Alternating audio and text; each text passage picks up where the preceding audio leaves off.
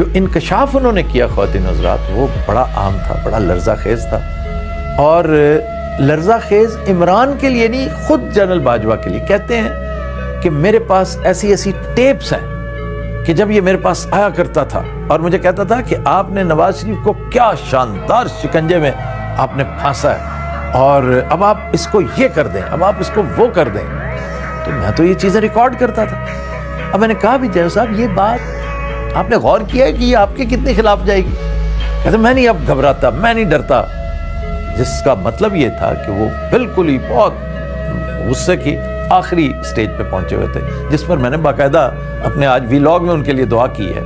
کہ ایسی چیزیں آپ کو بہت پریشان کر سکتی ہیں الٹیمیٹلی۔ اگر آپ فٹ ہیں تو فٹ رہیں، اس ایج میں تو آپ کو رسک نہیں لینا چاہیے اس طرح کے معاملات کا۔ تو کہنے لگے کہ میرے پاس ایسی ایسی اس کی چیزیں جو میں نے ریکارڈ کی ہوئی ہیں، خود ریکارڈ۔ اچھا مجھے اس سے لگا کہ جنرل صاحب چھوٹے سے جیمز بانڈ بھی ہیں کہ میں خود ریکارڈ کیا کرتا تھا، یا انہوں نے اسپیسیفکلی ایکسکلوسیولی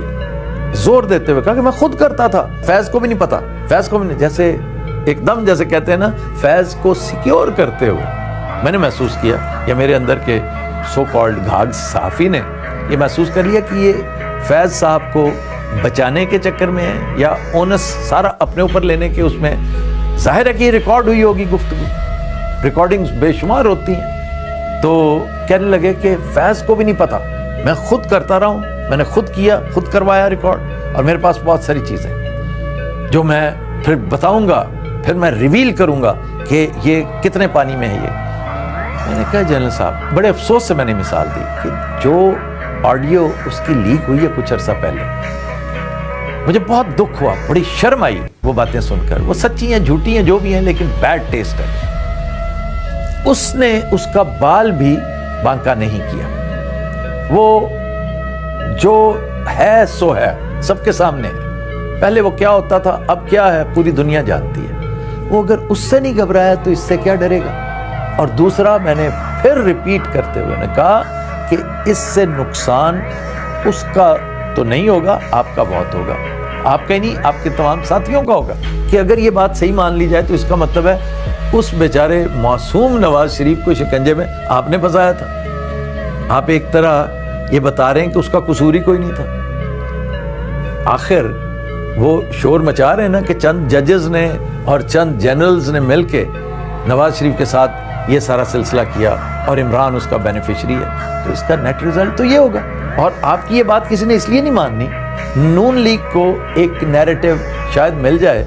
لیکن اس میں بھی جان اس لیے نہیں ہے کہ یہ اوپن اینڈ شٹ کیسز ہیں، نواز شریف پر، ان کی فیملی پر، ان کے بھائی پر، ان کی فیملی پر جتنے کیسز بنائے گئے ہیں وہ صاف نظر آتا ہے۔ بھائی جان یہ معاملات تو لیجسلیشن کروا کے آپ آف دا ہک ہوئے ہیں، اس لیے لوگوں کو ان چیزوں کا پتہ ہے۔ تو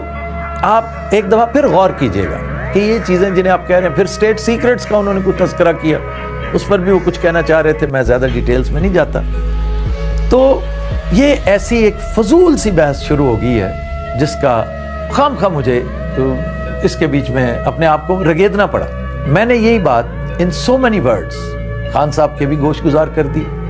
اور خان صاحب نے اس کے آگے جو ریئیکٹ کیا جس طرح، وہ اسی طرح تھا جیسا میں ایکسپیکٹ کر رہا تھا۔ وہ کہنے لگے کہ اسے کہو کہ جتنا زیادہ اور شور مچانا چاہے مچا لے، ابھی تو میں اس کے پیچھے گیا ہی نہیں، ابھی تو میں نے وہ سارا سلسلہ کیا ہی نہیں۔ تو یہ جو کچھ بھی ہو رہا ہے نا، یہ آپ کو خام خواہ ایک ایسی جگہ پہ لے جائے گا جہاں پر آپ اپنی پوزیشن خود کمپرومائز کریں گے۔ وہ ایک پولیٹیشین ہے، وہ بہت لبرٹیز لے سکتا ہے۔ آپ کی جو جولاں گاہ ہے، جو آپ کی فیلڈ آف ایکٹیویٹی ہے جنرل صاحب، وہ انتہائی محدود ہے۔ مثال کے طور پہ ابھی تو آپ بات ہی نہیں کر سکتے کھل کے۔ تو یہ چیزیں ایسی ہیں کہ ان کو ذہن میں رکھتے ہوئے آپ کو آگ بگولا نہیں ہونا چاہیے، حکمت سے کام لینی چاہیے، کیونکہ آپ آرچ رائیول ہیں عمران خان کا اس پوری سچویشن میں۔ عمران آپ پر کو بہت زیادہ توجہ نہیں دیتا، اس کی ایکچوئل